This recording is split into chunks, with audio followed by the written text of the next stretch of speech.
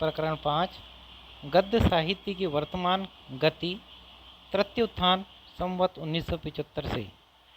इस तृतीय उत्थान से हम वर्तमान समय में पहुंचते हैं जो अभी तक चल रहा है। इसमें आकार हिंदी गद्य साहित्य के भिन्न भिन्न क्षेत्रों के भीतर अनेक नए रास्ते खुले, जिनमें से कई एक बार विलायती कलियों के नाम की तख्तियाँ भी लगी। हमारे गद्य साहित्य का यह काल अभी हमारे सामने है। इसके भीतर रहने के कारण इसके संबंध में हम या हमारे सहयोगी जो कुछ कहेंगे वह इस काल का अपने संबंध में अपना निर्णय होगा। सच पूछिए तो वर्तमान काल जो अभी चल रहा है इसमें हमसे इतना दूर पीछे नहीं छूटा है कि इतिहास के भीतर आ सके। इसके यहाँ आकर हम अपने गद्य साहित्य के विविध अंगों का संक्षिप्त विवरण ही इस दृष्टि से दे सकते हैं कि उनके भीतर की भिन्न भिन्न प्रवृत्तियाँ लक्षित हो जाए।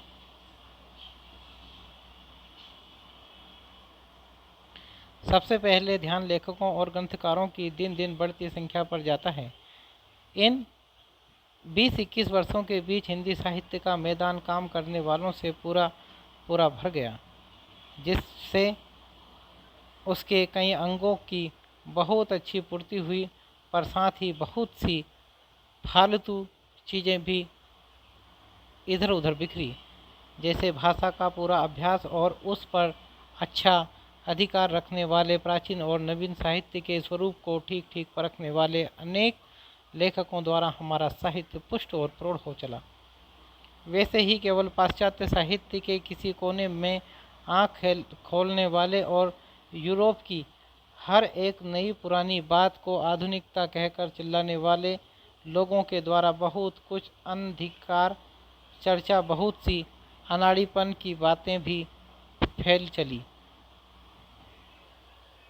इस दूसरे ढांचे के लोग यूरोप की सामाजिक, राजनीतिक और साहित्यिक परिस्थितियों के अनुसार समय समय पर उठे हुए नाना वादों और प्रवादों को लेकर और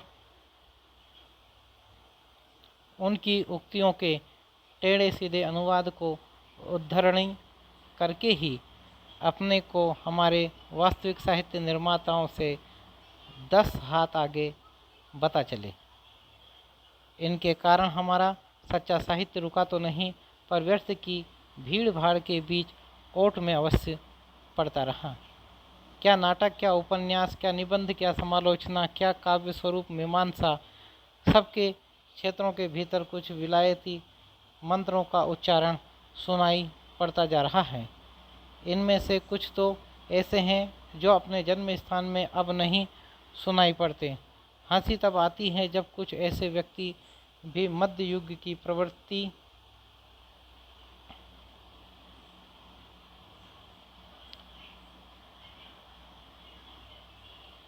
क्लासिकल, रोमांटिक इत्यादि शब्दों से विभूषित अपनी आलोचना द्वारा नए युग की वाणी का संचार समझाने खड़े होते हैं। जो इन शब्दों का अर्थ जानता हो तो दूर रहा, अंग्रेजी भी नहीं जानते। उपन्यास के क्षेत्र में देखिए तो एक और प्रेमचंद ऐसे प्रतिभाशाली उपन्यासकार हिंदी की कीर्ति का देश भर में प्रसार कर रहे हैं, दूसरी ओर उनके भरपेट निंदा करके टॉलस्टॉय का पापी के प्रति घृणा नहीं दया वाला सिद्धांत लेकर दौड़ता है। एक दूसरा आता है जो दया वाले सिद्धांत के विरुद्ध यूरोप के साम्यवादी सिद्धांत ला भिड़ाता है और कहता है कि गरीबों का रक्त चूसकर उन्हें अपराधी बनाना और फिर बड़ा बनाकर दया दिखाना तो उच्च वर्ग के लोगों की मनोवृत्ति है।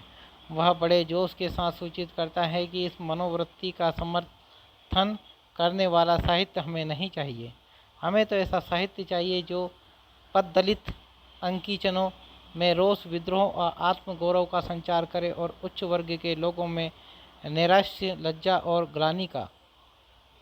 एक और स्वर्गीय जयशंकर प्रसाद जी अपने नाटकों द्वारा यह साफ झलका देते हैं कि प्राचीन ऐतिहासिक वृत्ति लेकर चलने वाले नाटकों की रचना के लिए काल विशेष के भीतर के तथ्य बटोरने वाला कैसा विस्तृत अध्ययन और उन तथ्यों द्वारा अनुमित सामाजिक स्थिति के सजीव ब्यौरे सामने खड़ा करने वाली कैसी सूक्ष्म कल्पना चाहिए। दूसरी ओर कुछ लोग ऐसे नाटकों के प्रति अपेक्षा का सा भाव दिखाते हुए बर्नार्ड शॉ आदि का नाम लेते हैं और कहते हैं कि आधुनिक युग समस्या नाटकों का है। यह ठीक है कि विज्ञान की साधना द्वारा संसार के वर्तमान युग का बहुत सा रूप यूरोप का खड़ा किया हुआ है, पर इसका क्या यह मतलब है कि युग का सारा रूप विधान यूरोप ही करे और हम आराम से जीवन के सब क्षेत्रों में उसी के दिए हुए रूपों को देकर रूपवान बनते चलें? क्या अपने स्वतंत्र स्वरूप विकास की हमारी शक्ति सब दिन के लिए मारी गई? हमारा यह तात्पर्य नहीं कि यूरोप के साहित्य क्षेत्र में उठी हुई बातों की चर्चा हमारे यहाँ ना हो। यदि हमें वर्तमान जगत के बीच से अपना रास्ता निकालना है तो वहाँ के अनेक वादों और प्रवृत्तियों तथा उन्हें उत्पन्न करने वाली परिस्थितियों का पूरा परिचय हमें होना चाहिए। इन वादों की चर्चा अच्छी तरह हो, उन पर पूरा विचार हो और उनके भीतर जो थोड़ा बहुत सत्य छिपा हो उसका ध्यान अपने साहित्य के विकास में रखा जाए, पर उनमें से कभी उसको यह कहते हुए सामने रखना कि वर्तमान विश्व साहित्य का स्वरूप यही है जिससे हिंदी साहित्य अभी बहुत दूर है। अनाड़ीपन ही नहीं, जंगलीपन भी है। आजकल भाषा की भी बुरी दशा है। बहुत से लोग शुद्ध भाषा लिखने का अभ्यास होने से पहले ही बड़े पोथे लिखने लगते हैं जिनमें व्याकरण की भद्दी भूलें तो रहती ही है, कहीं कहीं वाक्य विन्यास तक ठीक नहीं रहता। यह बात और किसी भाषा के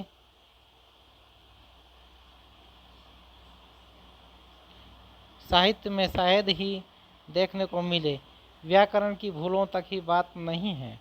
अपनी भाषा की प्रवृत्ति की पहचान न कर रहने के कारण कुछ लोग उसका स्वरूप भी बिगाड़ चले हैं।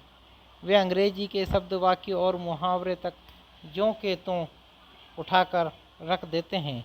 यह नहीं देखने जाते कि भाषा हिंदी हुई या और कुछ। नीचे के उदाहरणों से यह बात स्पष्ट हो जाएगी।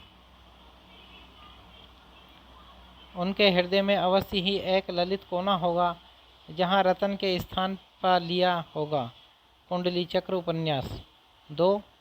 वह उन लोगों में से न था जो घास को थोड़ी देर भी अपने पैरों तले उगने देते हों वही। 3.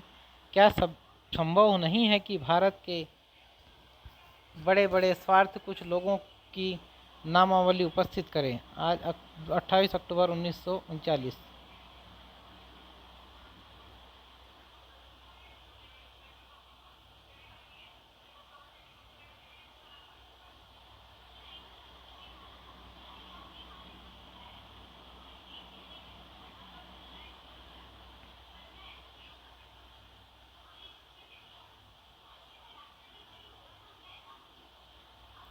क्या संभव नहीं है कि भारत में बड़े बड़े स्वार्थ कुछ लोगों की नामावली उपस्थित करें? आज 28 अक्टूबर 1939। अगला है उपन्यास कहानी।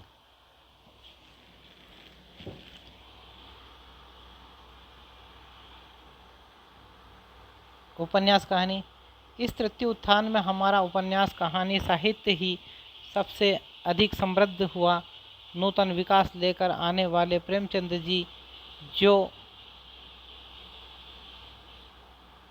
कर गए वह तो हमारे साहित्य की एक निधि ही है।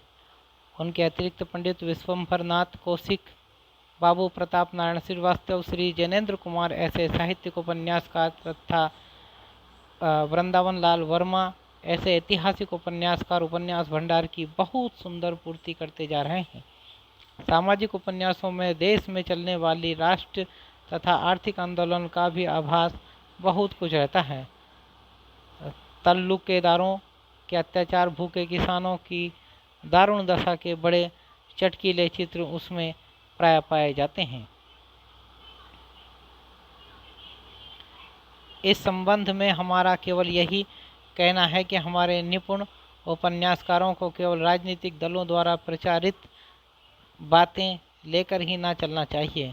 वस्तु स्थिति पर अपनी व्यापक दृष्टि भी डालनी चाहिए। उन्हें यह भी देखना चाहिए कि अंग्रेजी राज्य जमने पर भूमि की उपज या आमदनी पर जीवन निर्वाह करने वाले किसानों और जमींदारों दोनों की और नगर के रोजगारियों की या महाजनों की परस्पर क्या स्थिति हुई। उन्हें यह भी देखना चाहिए कि राज कर्मचारियों का इतना बड़ा चक्र ग्रामवासियों के सिर पर ही चला रहता है। व्यापारियों का वर्ग उससे प्रायः बचा रहता है। भूमि ही यहाँ सरकारी आय का प्रधान उद्गम बना दी गई है। व्यापार श्रेणियों की यह सुविधा विदेशी व्यापार को फलता फूलता रखने के लिए दिया गया है, जिससे उनकी दशा उन्नत होती आई है और भूमि से संबंध रखने वाले सब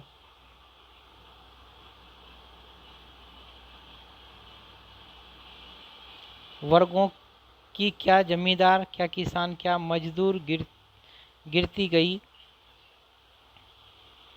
जमींदारों के अंतर्गत हमें 98% साधारण जमींदारों को लेना चाहिए, 2% बड़े बड़े तल्लुकेदारों को नहीं। किसान और जमींदार एक ओर तो सरकार की भूमि संबंधी नीति से पीछे आ रहे हैं, दूसरी ओर उन्हें भूखों मारने वाले नगरों के व्यापारी हैं, जो इतने घोर श्रम से पैदा की हुई भूमि की उपज का भाव अपने लाभ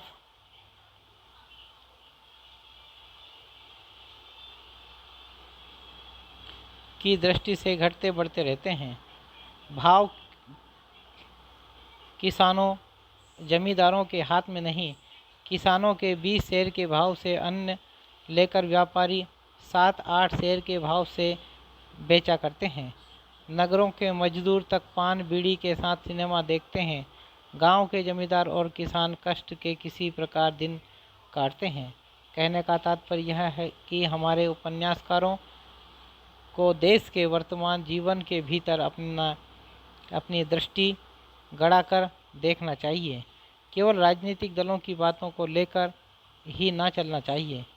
साहित्य को राजनीति के ऊपर रहना चाहिए, सदा उसके इशारे पर ही ना नाचना चाहिए। वर्तमान जगत में उपन्यास की बड़ी शक्ति है। समाज जो रूप पकड़ रहा है, उसके भिन्न भिन्न वर्गों में प्रवृत्तियां उत्पन्न हो रही हैं। उपन्यास उनका विस्तृत प्रत्यक्षीकरण ही नहीं करते, आवश्यकता अनुसार उनके ठीक विन्यास, सुधार अथवा निराकरण की प्रवृत्ति भी उत्पन्न कर सकते हैं।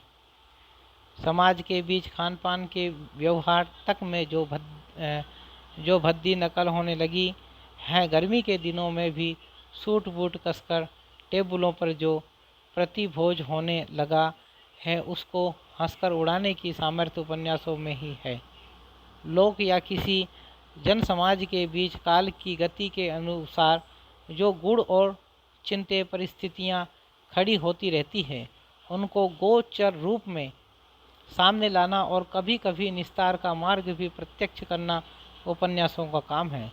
लोक की सामयिक परिस्थितियों तक ही ना रहकर जीवन के नित्य स्वरूप की विषमताएं और उलझनें सामने रखने वाले उपन्यास भी यूरोप में लिखे गए हैं और लिखे जा रहे हैं। जीवन में कुछ बातों का जो मूल्य चिरकाल से निर्धारित चला आ रहा है, जैसे पाप और पुण्य का, उसकी मीमांसा में भी उपन्यास प्रवृत्त हुआ है। इस प्रकार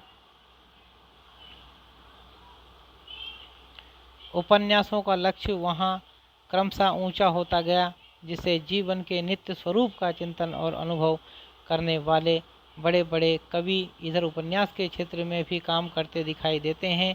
बड़े हर्ष की बात है कि हमारे हिंदी साहित्य में भी बाबा भगवती चरण वर्मा ने चित्रलेखा नाम का इस ढंग का एक सुंदर उपन्यास प्रस्तुत किया है। द्वितीयोत्थान के भीतर बंगला से अनुदित अथवा उनके आदर्श पर लिखे गए उपन्यासों में देश की सामान्य जनता के गार्हस्थ्य और पारिवारिक जीवन के बड़े मार्मिक और सच्चे चित्र रहा करते थे। प्रेमचंद्र जी के उपन्यासों में भी निम्न और मध्यम श्रेणी के ग्रस्तों के जीवन का बहुत सच्चा स्वरूप मिलता रहा है। पर इधर बहुत से ऐसे उपन्यास सामने आ रहे हैं देश के सामान्य भारतीय जीवन से हटकर बिल्कुल यूरोपीय रहन सहन के सांचे में ढले हुए एक बहुत छोटे से वर्ग का जीवन चरित ही यहाँ से वहाँ तक अंकित करते हैं। उनमें mister, missus, miss, professor, hostel, club, drawing room, tennis match, cinema, motor पर हवाखोरी, कॉलेज की छात्रावस्था के बीच के प्रणय व्यवहार इत्यादि ही सामने आते हैं। यह ठीक है कि अंग्रेजी शिक्षा के दिन दिन बढ़ते हुए प्रचार से देश के आधुनिक जीवन का यह भी एक पक्ष हो गया है, पर सामान्य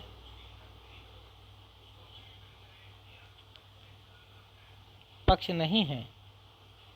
भारतीय रहन सहन, खान पान, रीति व्यवहार प्रायः सारी जनता के बीच बने हुए हैं।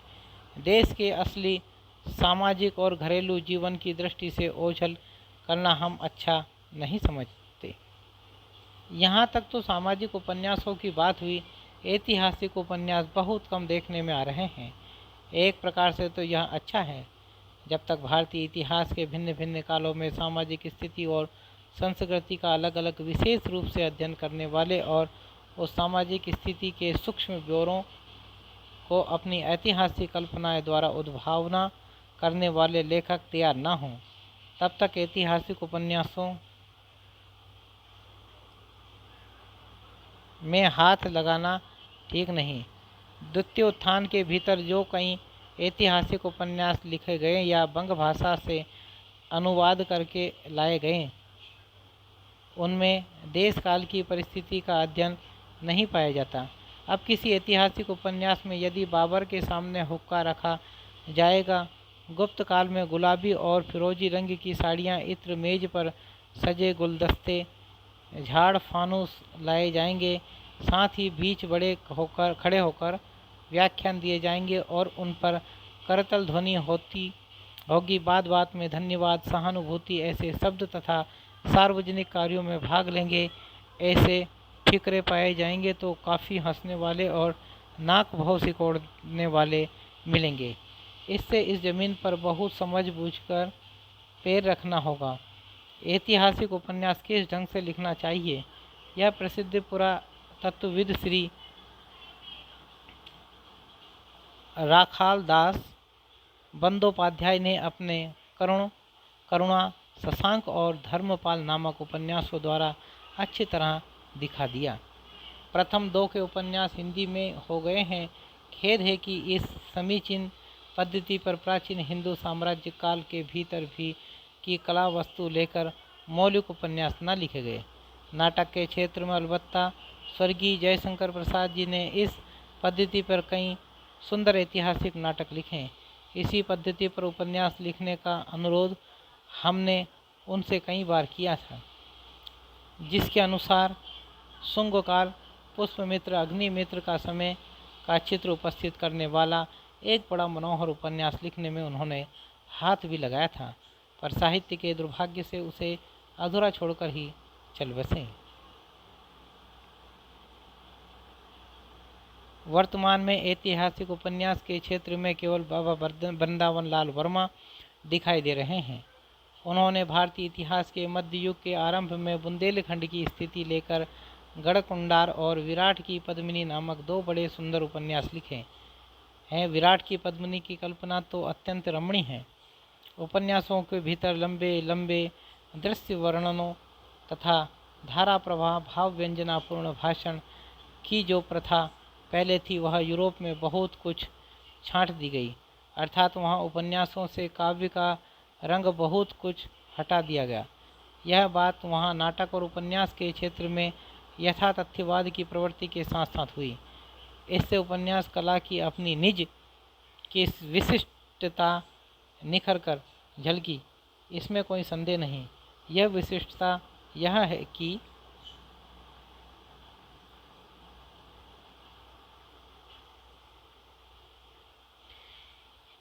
घटनाएं और पात्रों के क्रियाकलाप की ही भावों को बहुत कुछ व्यक्त कर दें। पात्रों के प्रगल्भ भाषण की उतनी अपेक्षा न रहें। पात्रों के थोड़े से मार्मिक शब्द ही हृदय पर पड़ने वाले प्रभाव को पूर्ण कर दें। इस तृतीय उत्थान का आरंभ होते होते हमारे हिंदी साहित्य में उपन्यास का यह पूर्ण विकसित और परिष्कृत स्वरूप लेकर स्वर्गीय प्रेमचंद जी आए। द्वितीय उत्थान के मौलिक उपन्यासकारों में शैल वैचित्र को उद्भावना नहीं के बराबर थी। प्रेमचंद्र जी के ही कुछ पात्रों में ऐसे स्वाभाविक ढांचे की व्यक्तिगत विशेषताएं मिलने लगी जिन्हें सामने पाकर अधिकांश लोगों को यह भासित हो कि कुछ इसी ढंग की विशेषता वाले व्यक्ति हमने कहीं ना कहीं देखे हैं। ऐसी व्यक्तिगत विशेषता ही सच्ची है जिसे झूठी विशेषता और वर्गगत विशेषता दोनों से अलग समझना चाहिए। मनुष्य प्रकृति की व्यक्तिगत विशेषताओं का संगठन भी प्रकृति के और विधानों के समान कुछ ढर्रों पर होता है। अतः ये विशेषताएं बहुत ही लखाई पड़ती रहती है, चाहे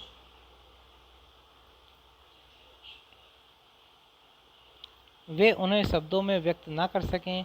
प्रेमचंद्र की सी चलती और पात्रों के अनुरूप रंग बदलने वाली भाषा भी पहले नहीं देखी गई थी। अंतः प्रकृति या शैल के उत्तरोत्तर उद्घाटन का कौशल भी प्रेमचंद्र जी के दो एक उपन्यासों में विशेषता गबन में देखने में आया। सत्य और असत, भला और बुरा, दो सर्वथा भिन्न वर्ग करके पात्र निर्माण करने की अस्वाभाविक प्रथा भी इस तृतीय उत्थान में बहुत कुछ कम हुई है। पर मनोवृत्ति की अस्थिरता का यह चित्र अभी बहुत कम दिखाई पड़ा है, जिसके अनुसार कुछ परिस्थितियों में बहुत अपने शील स्वभाव के सर्वथा विरुद्ध आचरण कर जाता है। उपन्यासों से भी प्रचुर विकास हिंदी में छोटी कहानियों का हुआ। कहानियाँ बहुत तरह की लिखी गई, उनके अनेक प्रकार के रूप रंग प्रकट हुए। इसमें तो कोई संदेह नहीं कि उपन्यास और छोटी कहानी दोनों के ढांचे हमने पश्चिम से लिए हैं। भी ये ढांचे बड़े सुंदर। हम समझते हैं कि ढांचों ही तक रहना चाहिए। पश्चिमी में भिन्न भिन्न दृष्टियों से किए हुए उनके वर्गीकरण, उनके संबंध में निरूपित तरह तरह के सिद्धांत भी समेटते चले हैं। इसकी कोई आवश्यकता नहीं दिखाई देती। उपन्यासों और छोटी कहानियों का हमारे वर्तमान हिंदी साहित्य में इतनी अनेक रूपता के साथ विकास हुआ है कि उनके संबंध में हम अपने कुछ स्वतंत्र सिद्धांत स्थिर कर सकते हैं। अपने ढंग पर उनके भेद उपभेद निरूपित कर सकते हैं। इसकी आवश्यकता समझने के लिए उदाहरण दीजिए। छोटी कहानियों के आदर्श और सिद्धांत अंग्रेजी की अधिकतर पुस्तकों में दिए गए हैं। उनके अनुसार छोटी कहानियों में शील या चरित्र विकास का अवकाश नहीं रहता। पर प्रेमचंद्र की एक कहानी है बड़े भाई साहब, जिसमें चरित्र चित्रण के अतिरिक्त तो कुछ है ही नहीं। जिस संग्रह के भीतर यह कहानी है, उसकी भूमिका में प्रेमचंद्र जी ने कहानी में चरित्र विकास को बड़ा भारी कौशल कहा है। छोटी कहानियों के जो छोटे मोटे संग्रह निकलते हैं, उनमें भूमिका के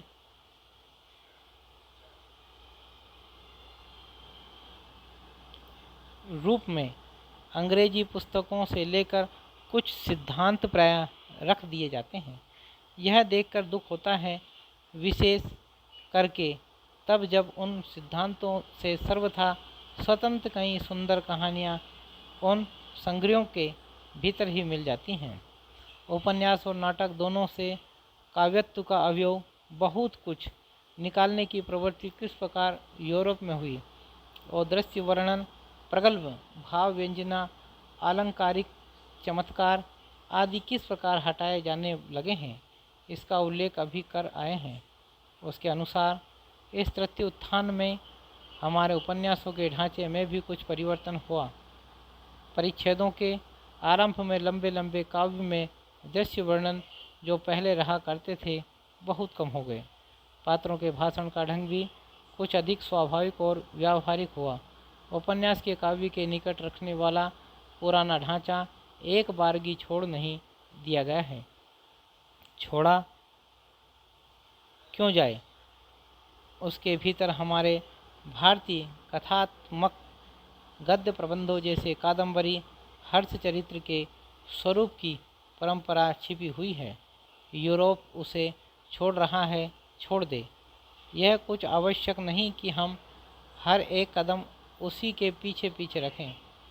अब यह आदत छोड़नी चाहिए कि कहीं हार्डी का कोई उपन्यास पढ़ा है और उसमें अवसाद या दुखवाद की गंभीर छाया देखी तो चट बोल उठे कि अभी हिंदी के उपन्यासों को यहाँ तक पहुँचने में बहुत देर है।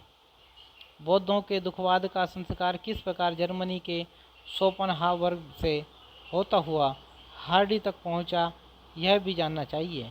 यूरोप में नाटक और उपन्यास से काव्यत्व निकाल बाहर करने का जो प्रयत्न हुआ है उसका कुछ कारण है। वहाँ जब फ्रांस और इटली के कालावादियों द्वारा काव्य भी बेल बूटे की नक्काशी की तरह जीवन से सर्वथा पृथक कहा जाने लगा, तब जीवन को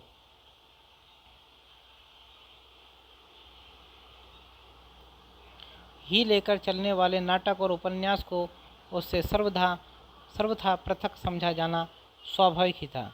पर इस अत्यंत पार्थक्य का आधार प्रमाद के अतिरिक्त और कुछ नहीं। जगत और जीवन के नाना पक्षों को लेकर प्रकृत काव्य की बराबर चलेगा और उपन्यास भी एक चित्रण और भाव व्यंजना को प्रधान रखेगा। दूसरा घटनाओं के संचरण द्वारा विविध परिस्थितियों की उद्भावना को उपन्यास ना जाने कितनी ऐसी परिस्थितियां सामने लाते हैं जो काव्य धारा को लिए प्रकृत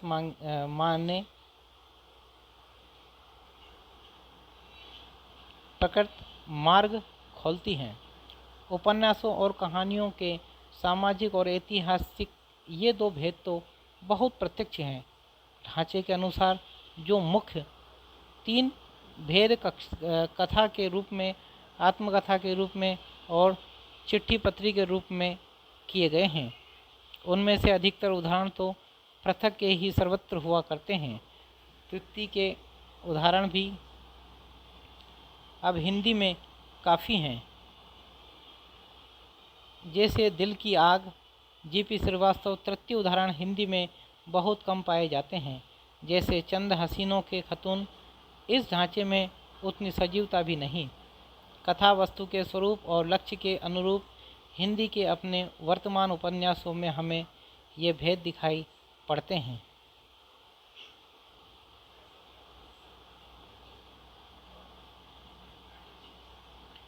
पहला घटना वैचित्र प्रधान, अर्थात केवल कुतूहलजनक, जैसे जासूसी और वैज्ञानिक आविष्कारों का चमत्कार दिखाने वाले। इनमें साहित्य का गुण अत्यंत अल्प होता है, केवल इतना ही होता है कि ये आश्चर्य और कुतूहल जगाते हैं। दूसरा, मनुष्य के अनेक पारस्परिक संबंधों के मार्मिकता पर प्रधान लक्ष्य रखने वाले, जैसे प्रेमचंद्र जी का सेवा सदन, निर्मला गोदान, श्री विश्वंभर नाथ शर्मा कौशिक का माँ भिकारिणी, श्री प्रताप नारायण श्रीवास्तव का विदा, विकास विजय, चतुरसेन शास्त्री का हृदय की प्यास। तीसरा, समाज के भिन्न भिन्न वर्गों की परस्पर स्थिति और उनके संस्कार चित्रित करने वाले, जैसे प्रेमचंद्र जी का रंगभूमि कर्मभूमि, प्रसाद जी का कंकाल तितली। चौथा, अंतर्वृत्ति अथवा शील वैचित्र और उसका विकास क्रम अंकित करने वाले, जैसे प्रेमचंद्र जी का गबन, श्री जैनेन्द्र का तपोभूमि, सुनीता। पांचवा, भिन्न भिन्न जातियों और मतानुयायियों के बीच मनुष्यता के व्यापक संबंध पर जोर देने वाले, जैसे राजा राधिका रमण प्रसाद सिंह का राम रहीम। छठवां, समाज के पाखंड पूर्ण कुत्सित पक्षों का उद्घाटन और चित्रण, करने वाले जैसे पांडे बैचन शर्मा, उग्र का दिल्ली का दलाल, सरकार तुम्हारी आंखों में बुधुआ की बेटी, सातवां है बहम और आभ्यंतर प्रकृति की रमणीयता का समन्वित रूप में चित्रण करने वाले सुंदर और अलंकृत पद विन्यास युक्त उपन्यास जैसे स्वर्गीय श्री चंडी प्रसाद हृदय का मंगल प्रभात। अनुसंधान और विचार करने पर इसी प्रकार की और दृष्टियों से भी कुछ भेद किए जा सकते हैं। सामाजिक और राजनीतिक सुधारों के जो आंदोलन देश में चल रहे हैं उनका आभास भी बहुत से उपन्यासों में मिलता है। प्रवीण उपन्यासकार उनका समावेश और बहुत सी बातों के बीच कौशल के साथ करते हैं। प्रेमचंद्र जी के उपन्यासों और कहानियों में भी ऐसे आंदोलनों का आभास प्रायः मिलता है, पर उनमें भी जहाँ राजनीतिक उद्धार या समाज सुधार का लक्ष्य बहुत स्पष्ट हो गया है, वहाँ उपन्यासकार का रुख छिप गया है और प्रचारक प्रोपेगेंडिस्ट का रूप ऊपर आ गया है। छोटी कहानियाँ, जैसे ऊपर कहा जा चुका है, छोटी कहानियों का विकास तो हमारे यहाँ और भी विशद और विस्तृत रूप में हुआ है और उसमें वर्तमान कवियों का भी पूरा योग रहा है। उनके इतने रूप रंग हमारे सामने आए हैं कि वे सब के सब अब पाश्चात्य लक्षणों और आदर्शों के भीतर नहीं समा सकते। ना तो सब में भी विस्तार के किसी नियम का पालन मिलेगा, ना चरित्र विकास का अवकाश। एक संवेदना या मनोभाव का सिद्धांत भी कहीं कहीं ठीक न घटेगा। उसके स्थान पर हमें मार्मिक परिस्थितियों की एकता मिलेगी, जिसके भीतर कई ऐसी संवेदनाओं का योग रहेगा जो सारी परिस्थिति को बहुत ही मार्मिक रूप देगा। श्री चंडिका प्रसाद हृदय की उन्मादिनी का जिस परिस्थिति में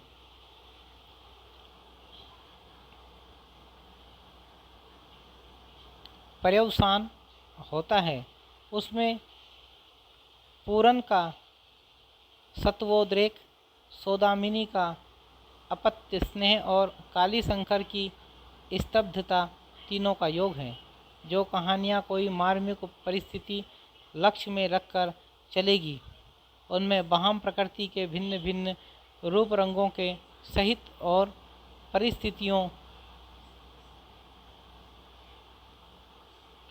परिस्थितियों का विशद चित्रण भी बराबर मिलेगा। घटनाएं और कथोपकथन बहुत अल्प रहेंगे। हृदय जी की कहानियाँ प्रायः इसी ढंग की है। उन्मादिनी में घटना गतिशील नहीं, शांति निकेतन में घटना और कथोपकथन दोनों कुछ नहीं। यह भी कहानी का एक ढंग है, यह हमें मानना पड़ेगा। पाश्चात्य आदर्श का अनुसरण इसमें नहीं है, न सही वस्तु विन्यास के ढंग में भी इधर अधिक वैचित्र आया है। घटनाओं में काल के पूर्वापर क्रम का विपर्य कहीं कहीं इस तरह का मिलेगा कि समझने के लिए कुछ देर रुकना पड़ेगा। कहानियों में परिच्छेद न लिखकर केवल 1, 2, 3 आदि संख्याएं देकर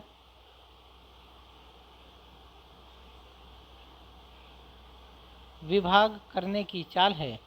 अब कभी कभी एक ही नंबर के भीतर चलते हुए वृत्त के बीच थोड़ी सी जगह छोड़कर किसी पूर्व काल की परिस्थिति पाठकों के सामने एक बारगी रख दी जाती हैं। कहीं कहीं चलते हुए वृत्त के बीच में परिस्थिति का नाटकीय ढंग का एक छोटा सा चित्र भी आ जाता है। इस प्रकार के चित्रों में चारों ओर सुनाई पड़ते हुए शब्दों का संघात भी सामने रखा जाता है। बाजार की सड़क का यह कोलाहल, मोटरों, तांगों और इक्कों के आने जाने का मिलिर स्वर, चमचमाती हुई कार का म्यूजिकल हॉर्न बचना, भेये हटना, राजा बाबू, अक्का तिवारी जी है, नमस्कार, हटना आ भाई, अदाब अर्ज दरोगा जी। उस करिणी में चोर नाम की कहानी भगवती प्रसाद वाजपेयी हिंदी में जो कहानियाँ लिखी गई हैं, स्थूल दृष्टि से देखने पर वे इन प्रणालियों पर चली दिखाई पड़ती हैं। सादे ढंग से केवल कुछ अत्यंत व्यंजक घटनाएं और थोड़ी बातचीत सामने लाकर सिर्फ क्षिप्र गति से किसी एक गंभीर संवेदना या मनोभाव में पर्यवसित होने वाली, जिसका बहुत ही अच्छा नमूना है स्वर्गीय गुलेरी जी की प्रसिद्ध कहानी उसने कहा था। पंडित भगवती प्रसाद वाजपेयी की निंदिया लागी और पेंसिल स्केच नाम की कहानियाँ भी इसी ढंग की है। ऐसी कहानियों में परिस्थिति की मार्मिकता अपने वर्णन या व्याख्या द्वारा हृदयंगम कराने का प्रयत्न लेखक नहीं करता, उसका अनुभव यह पाठक पर छोड़ देता है। परिस्थितियों के विशद और मार्मिक कभी कभी रमणीय और अलंकृत वर्णनों और व्याख्यानों के साथ मंद मधुर गति से चलकर किसी एक मार्मिक परिस्थिति में पर्यवसित होने वाली, उदाहरण स्वर्गीय चंडी प्रसाद हरदेश की उन्मादिनी, शांति निकेतन, ऐसी कहानियों में परिस्थिति के अंतर्गत प्रकृति का चित्रण भी प्राय रहता है। तीसरा, उक्त दोनों के बीच की पद्धति करके चलने वाली, जिसमें घटनाओं की व्यंजकता और पाठकों की अनुभूति पर पूरा भरोसा न करके लेखक भी कुछ मार्मिक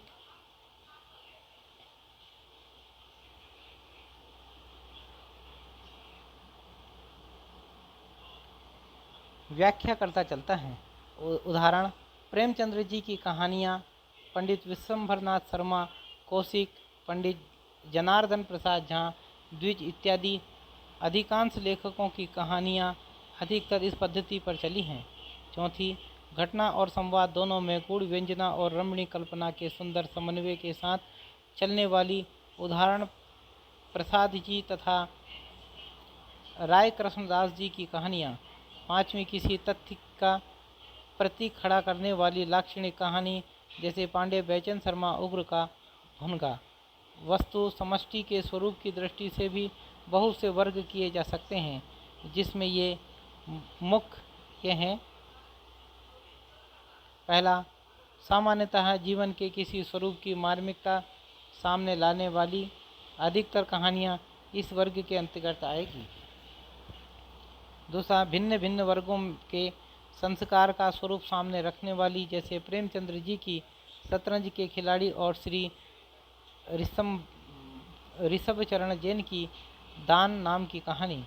तीसरा, किसी मधुर या मार्मिक प्रसंग कल्पना के सहारे किसी ऐतिहासिक काल का खंड चित्र दिखाने वाली, जैसे राय कृष्णदास जी की गहुला और जयशंकर प्रसाद जी का आकाशदीप।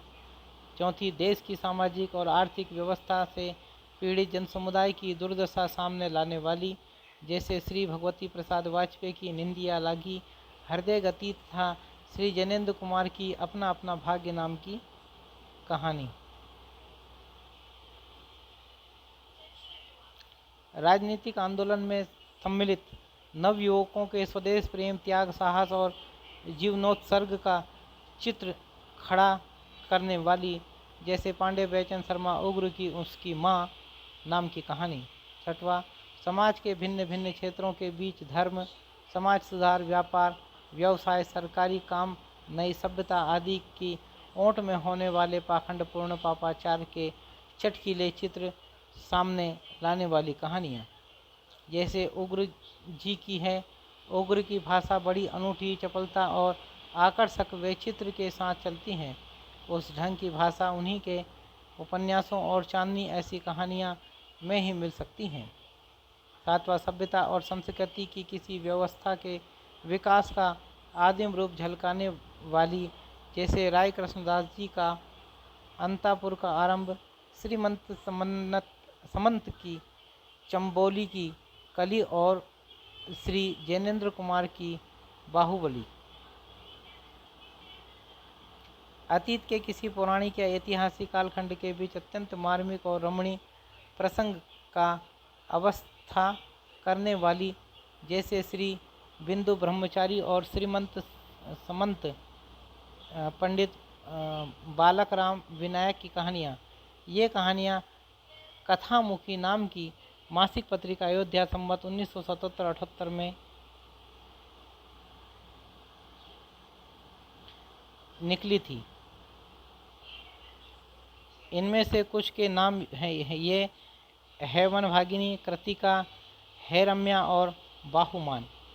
कनक प्रभा, श्वेत द्वीप का तोपा, क्या बढ़ता था, चंबेली की कली।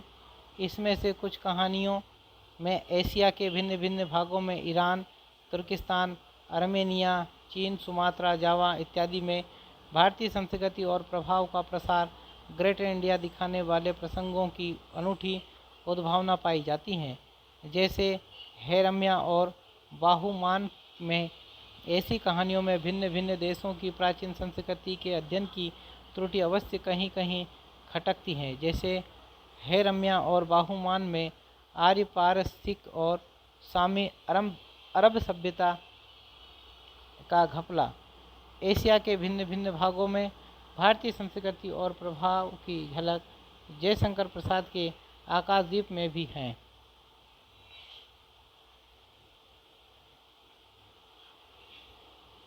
हृदय विनोद द्वारा अनुरंजन करने वाली जैसे जी.पी. श्रीवास्तव, श्री अन्नपूर्णानंद और कांतानाथ पांडे चौच जी की कहानियाँ। इस श्रेणी की कहानियों का अच्छा विकास हिंदी में नहीं हो रहा है। अन्नपूर्णानंद जी का हास सुरुचिपूर्ण है। चौच जी की कहानियाँ अतिरंजित होने पर भी व्यक्तियों के कुछ स्वाभाविक ढांचे सामने लाती हैं। जी.पी. श्रीवास्तव की कहानियों में शिष्ट और परिष्कृत हास की मात्रा कम पाई जाती हैं। समाज के चलते जीवन के किसी विकृत पक्ष को या किसी वर्ग के व्यक्तियों की बेढंगी विशेषताओं को हंसाने योग्य बनाकर हमारे सामने लाना अभी बहुत कम दिखाई पड़ रहा है। यह बात कहनी पड़ती है कि शिष्ट और परिष्कृत हास का जैसा सुंदर विकास पाश्चात्य साहित्य में हुआ है, वैसा अपने यहाँ अभी नहीं देखने में आ रहा है। पर हास्य का जो स्वरूप हमें संस्कृत के नाटकों और फुटकल पदों में मिलता है, वह बहुत ही समीचीन, साहित्य सम्मत और वैज्ञानिक है। संस्कृत के नाटकों में हास्य के आलंबन विदूषक के रूप में पेटू ब्राह्मण रहे हैं और फुटकल पद्यों में शिव ऐसे अवघड़ देवता तथा इनका परिवार और समाज, कहीं कहीं खटमल ऐसे क्षुद्र जीव भी आ गए हैं कि हिंदी में इनके अतिरिक्त कंजूसों पर विशेष कृपा हुई है। पर ये सब आलंबन जिस ढंग से सामने लाए गए हैं, उसे देखने से स्पष्ट हो जाएगा कि रस सिद्धांत का पालन बड़ी सावधानी से हुआ है। रसों में हास्य रस का जो स्वरूप और जो स्थान है, यदि वह बराबर दृष्टि में रहें तो अत्यंत उच्च और उत्कृष्ट श्रेणी के हास्य का प्रवर्तन हमारे साहित्य में हो सकता है। हास्य के आलंबन से विनोद तो होता ही है, उसके प्रति कोई ना कोई और भाव भी, जैसे राग, द्वेष, घृणा, उपेक्षा, विरक्ति साथ साथ लगा रहता है। हास्य रस के जो भारतीय आलंबन ऊपर बताए गए हैं, वे सब इस ढंग से सामने लाए गए हैं कि उनके प्रति द्वेष, घृणा इत्यादि न उत्पन्न होकर एक प्रकार का राग या प्रेम ही उत्पन्न होता है। यह व्यवस्था हमारे रस सिद्धांत के अनुरूप है। स्थायी भाव में आधे सुखात्मक हैं और आधे दुखात्मक। हास्य आनंददायक भाव है। एक ही आश्रय में एक ही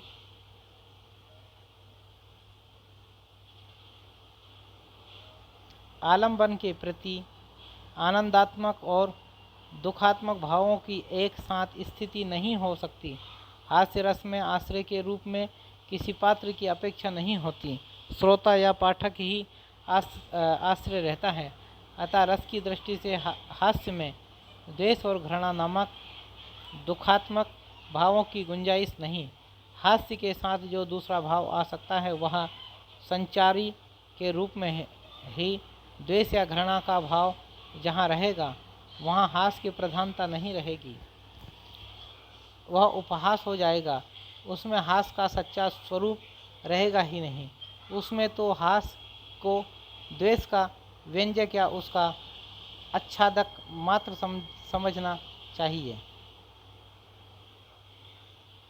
जो बात हमारे यहाँ की रस व्यवस्था के भीतर स्वतः सिद्ध है, वही यूरोप में इधर आकर एक आधुनिक सिद्धांत के रूप में यूँ कही गई है कि उत्कृष्ट हास वही है जिसमें आलम्बन के प्रति एक प्रकार का प्रेम भाव उत्पन्न हो, अर्थात वह प्रिय लगे। यहाँ तक तो बात ठीक रही, पर यूरोप में नूतन सिद्धांत प्रवर्तक बनने के लिए उत्सुक रहने वाले चुप कब रह सकते हैं? वे 2 कदम आगे बढ़कर आधुनिक मनुष्यतावाद या भूत दयावाद का स्वर ऊंचा करते हुए बोले, उत्कृष्ट हास वह है जिसमें आलम्बन के प्रति दया या करुणा उत्पन्न हो। कहने की आवश्यकता नहीं कि यह होली मुहर्रम सर्वथा अस्वाभाविक, अवैज्ञानिक और रस विरुद्ध हैं। दया या करुणा दुखात्मक भाव हैं। हास आनंदात्मक, दोनों की एक साथ स्थिति बात है। यदि हास के साथ एक ही आश्रय में किसी और भाव का सामंजस्य हो सकता है, तो प्रेम या भक्ति का ही भगवान शंकर के बोड़मपन का किस भक्तिपूर्ण विनोद के साथ वर्णन किया जाता है, वे किस प्रकार बनाए जाते हैं, यह हमारे यहाँ रारी सी मची है त्रिपुरारी के तबेला में देखा जा सकता है। हास्य का स्वरूप बहुत ठीक सिद्धांत पर प्रतिष्ठित होने पर भी अभी तक उसका ऐसा विस्तृत विकास हमारे साहित्य में नहीं हुआ है, जो जीवन के अनेक क्षेत्रों में जैसे राजनीतिक, साहित्यिक, धार्मिक, व्यावसायिक आलंबन ले लेकर खड़ा करें।